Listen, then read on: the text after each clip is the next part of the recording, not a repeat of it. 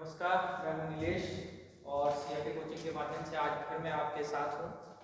आज हम लोग अपनी इस ऑनलाइन स्टडी में विज्ञान को लेकर चलेंगे और विज्ञान का पहला टॉपिक हमने जो पहले कराए थे उन्हीं से जुड़ा हुआ एक टॉपिक है मानव रोग एवं स्वास्थ्य।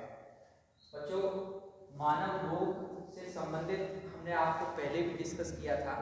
आज हम उसी श्रृंखला में इसी के बारे में कुछ और चीजें डिस्कस करेंगे। सबसे पहली बात, मनुष्य के रोगों को हमने 3 वर्गों में बांटा था। एक संक्रामक रोग, दूसरा असंक्रामक रोग और तीसरा आनुवंशिक रोग। संक्रामक रोग कौन से रोग होते हैं? ऐसे रोग जो एक जीव से दूसरे जीव में ट्रांसमिट हो जाएं, एक जीव से दूसरे जीव में फैल जाएं, ऐसे रोगों को हम कहते हैं संक्रामक रोग। यानी एक मनुष्य से जब दूसरे मनुष्य में वो रोग पहुंच जाता है तो ऐसे रोगों को हम कहते हैं संक्रामक रोग।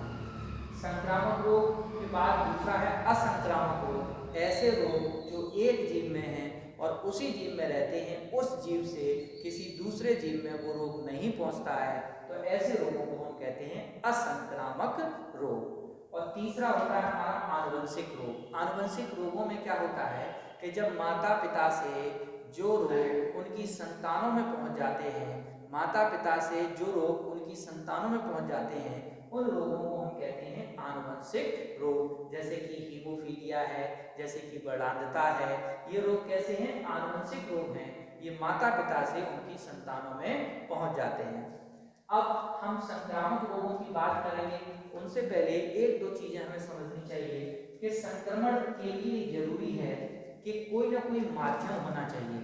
चाहे वो माध्यम पानी हो, हवा हो, मिट्टी हो, किसी ने कोई ना कोई माध्यम का होना आवश्यक होता है। साथ ही साथ दूसरी चीज, इसमें दो चीजें हमें और जाननी है। पहली चीज, रोगाणु क्या होता है? रोगाणु जिसे हम कहते हैं पैथोजन। रोगाणु क्या होता है?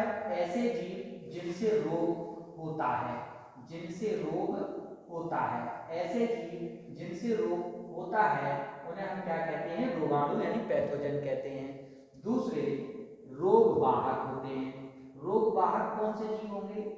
ऐसे जीव जो रोगों को फैलाने का काम करेंगे। ये खुद रोग नहीं करते हैं, बल्कि इनके अंदर जो रोगाणु बैठे हैं वो दूसरे मनुष्य या दूसरे जीव तक पहुंचा देते हैं और उनमें वो रोग हो जाते हैं। तो इनका काम सिर्फ है रोगों को फैलाने का, तो इनको हम कहते हैं रोग वाहक यानी कि कैरियर।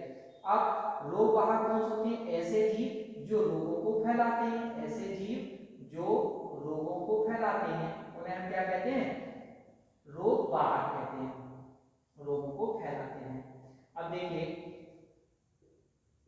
यहाँ पर बात समझिए, एक उदाहरण लेके चलते हैं। जैसे अगर हम मलेरिया की बात करें तो मलेरिया जो रोग है, इसका जो रोगाणु है उस रोगाणु का नाम है प्लाज्मोडियम वाइवेक्स। प्लाज्मोडियम वाइवेक्स, तो प्लाज्मोडियम वाइवेक्स, ये तो इसका क्या हो गया? एक रोगाणु का नाम हो गया, जो कि एक प्रोटोजोआ संघ का सदस्य है। प्रोटोजोआ परिवार के संघ का, प्रोटोजोआ संघ का सदस्य है। ठीक है, तो ये प्रोटोजोआ संघ का सदस्य है, उसके द्वारा रोग होता है, तो इसे हम क्या कहेंगे? रोगाणु कहेंगे।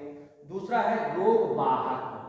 रोग वाहक कौन होता है? रोग वाहक होती है मादा एनाफिलीज मच्छर। मादा एनाफिलीज मच्छर, तो मादा एनाफिलीज जो मच्छर होती है वो रोग वाहक होती है।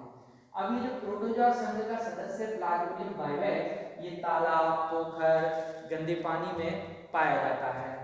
मच्छर, मादा एनाफिलीज मच्छर जब वहां पर पानी पर बैठती है तो अपने साथ इस प्लाज्मोडियम वाइवेक्स को ले लेती है, और जब वो मच्छर किसी मनुष्य को काटेगी तो अपनी लार के माध्यम से प्लाज्मोडियम वाइवेक्स को उस मनुष्य के रुधिर में संचरित कर देगी। तो इसका काम क्या है कि एक जगह से रोगाणु को लेकर और दूसरे जीव में या दूसरे मनुष्य में उस रोगाणु को पहुंचा देती है, और फिर वो रोगाणु उस जीव में जाकर रोग करता है। तो ये जो है रोग वाहक कहलाएंगे। अब प्रश्न अगर पूछा गया हो कि मलेरिया रोग का रोगाणु कौन होता है, और 4 ऑप्शन दे दिए उसमें, प्लाज्मोडियम, मादा एनाफिलीज मच्छर, नर एनाफिलीज मच्छर और क्यूलेक्स मच्छर, ऐसे करके 4 ऑप्शन दे दिए अगर, तो आप, क्योंकि उसने प्रश्न पूछा है कि मलेरिया रोग का रोगाणु कौन होता है, तो रोगाणु होता है कौन? प्लाज्मोडियम। लेकिन अगर ये पूछे वो कि मलेरिया रोग का रोग वाहक कौन है, तब आंसर हमारा होगा मादा एनाफिलीज मच्छर। तो जो भी संक्रामक रोग होते हैं उनमें एक रोगाणु, एक रोग वाहक और कोई ना कोई माध्यम होगा। माध्यम हवा भी हो सकता है, पानी भी हो सकती है, मिट्टी भी हो सकता है, या फिर सीधे कांटेक्ट में आने पर भी रोग संचरित हो जाते हैं। तो ये हम आज संक्रामक रोग पढ़ेंगे। सबसे पहले संक्रामक रोग जो है इन्हें हमने रोगाणुओं के आधार पर 4 या 5 प्रकार में वर्गीकृत कर दिया है। पहला प्रकार जो है वो विषाणु द्वारा होने वाले रोग, दूसरा है जीवाणु द्वारा होने वाले रोग, तीसरा है प्रोटोजोन द्वारा होने वाले रोग, चौथा है कवक द्वारा होने वाले रोग और पांचवा है कृमि यानी हेल्मिंथीज संघ के एनिमल्स द्वारा होने वाले रोग। अब सबसे पहला लेते हैं हम विषाणु। पहली बात हमें विषाणु के बारे में कुछ सामान्य बातें पता होनी चाहिए। विषाणु क्या है? एक अकोशिकीय सूक्ष्म जीव है। अकोशिकीय यानी कि हम इसे एसेलुलर कहेंगे, इसे यूनिसेलुलर नहीं कहेंगे, इसे हम कहेंगे एसेलुलर एनिमल। अकोशिकीय सूक्ष्म जीव है। दूसरी बात, विषाणु की खोज किसने की थी? तो विषाणु को सबसे पहले एक इवान रस्की नामक वैज्ञानिक ने किसमें देखा था? जब वो तंबाकू की पत्ती में मोजेक रोग के बारे में तथ्य जुटा रहे थे, उसी समय उन्होंने वहां पर वायरस यानी विषाणु को देखा था। तो अगर प्रश्न आता है कि विषाणु की खोज किसने की, तो इवान रस्की ने की। इस दुनिया में पहला बनने वाला जीव जो रहा होगा वो विषाणु ही रहा होगा। वैज्ञानिकों का ये मत है कि इस दुनिया में जो पहला जीव बना होगा, पहले जो जीवन आया होगा वो विषाणु में आया होगा। इसके बाद एक वैज्ञानिक आए स्टैनली, उन्होंने इन विषाणुओं को क्रिस्टल्स के रूप में प्राप्त किया, उनका क्रिस्टलीकरण किया, जिससे ये भी सिद्ध हो गया कि ये जो विषाणु हैं वो विषाणु निर्जीव अवस्था में भी रह सकते हैं। इसीलिए इन विषाणुओं को सजीव व निर्जीव के बीच की संयोजी कड़ी कहा गया। तो एक प्रश्न ये बहुत इंपॉर्टेंट है, पूछा जाता है कि किसे सजीव और निर्जीव के बीच की संयोजी कड़ी कहते हैं? तो हम कहेंगे कि विषाणुओं को सजीव और निर्जीव के बीच की संयोजी कड़ी कहा जाता है। अगली बात, विषाणु के अंदर क्या ऐसा होता है जो सजीव का लक्षण है? तो विषाणु रेप्लिकेशन करता है, विषाणु मल्टीप्लिकेशन करता है, विषाणु अपने जैसी अपनी प्रतिलिपि बनाने में, अपनी जैसी अपनी कॉपी बनाने में सक्षम है, इसलिए विषाणु को हम सजीव मानते हैं। और ये कब करेगा? जब कोई विषाणु किसी जीवित कोशिका के अंदर प्रवेश करता है तो वो अपनी संख्या में वृद्धि करने की क्षमता रखता है। तो इसीलिए विषाणु जब किसी जीवित कोशिका में प्रवेश करेगा तो सजीवों की मान व्यवहार करने लगता है। विषाणु जब किसी सजीव कोशिका के संपर्क में आता है तो विषाणु के अंदर जो आनुवंशिक पदार्थ है, जो उसका जेनेटिक मटेरियल है, वो दूसरी जीवित कोशिका में पहुंचा दिया जाता है। तो जो उसके अंदर जेनेटिक मटेरियल है वो या तो डीएनए होगा या फिर आरएनए होगा। एक बात ध्यान रखना, कभी भी विषाणु में दोनों जेनेटिक मटेरियल नहीं हो सकते हैं। या तो उसके अंदर डीएनए में जेनेटिक मटेरियल होगा या फिर उसके अंदर आरएनए जेनेटिक मटेरियल होगा। इसीलिए विषाणुओं को हम डीएनए वायरस और आरएनए वायरस दो वर्गों में बांटकर पढ़ते हैं। चलिए, ये तो सामान्य जानकारी थी कि विषाणु होता क्या है। अब जब ये विषाणु हमारे शरीर में, मनुष्य के शरीर में प्रवेश करता है तो बहुत सारे रोग कर देता है। कौन कौन से रोग ऐसे हैं जो विषाणुओं के द्वारा होने वाले हैं? तो मैंने यहाँ पर एक छोटी सी ट्रिक लिखी है जिससे आप ये पता कर सकते हैं कि कौन से रोग जो हैं वो विषाणु के द्वारा होने वाले होते हैं। तो विषाणु द्वारा होने वाले रोग जो हैं, इसके लिए एक छोटी सी ट्रिक है कि रेखा हमें हिट करके पोइचे छोड़ गई, रेखा हमें हिट करके पोइचे छोड़ गई।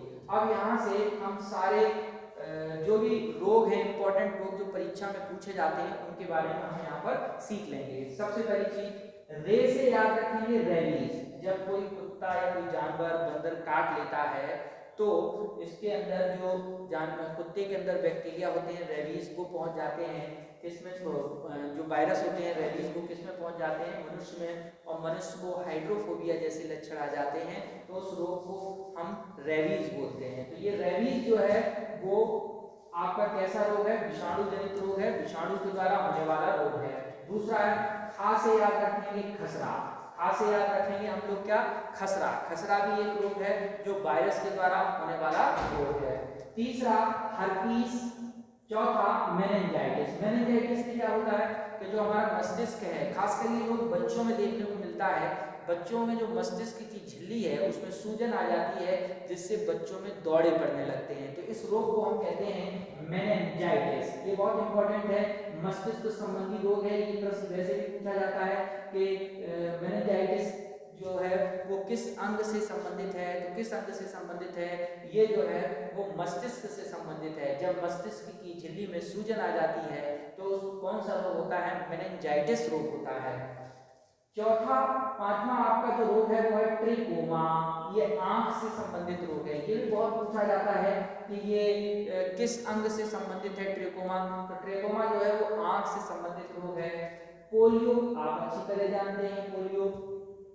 फिर उसके बाद आया AIDS, acquired immunodeficiency syndrome. AIDS की फुल फॉर्म होती है, एक टेस्ट होता है जो एड्स के समय हम लोग पता करते हैं कि एड्स है या नहीं है, उसे एलिजा टेस्ट कहते हैं।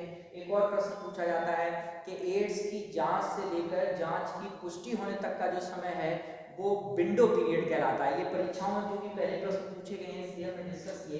तो ये एड्स हो गया आपका, एचआईवी वायरस के द्वारा हो रहा है। फिर उसके बाद एक हमने बताया यहाँ पर चेचक, चेचक को भी आप अच्छी तरह जानते होंगे।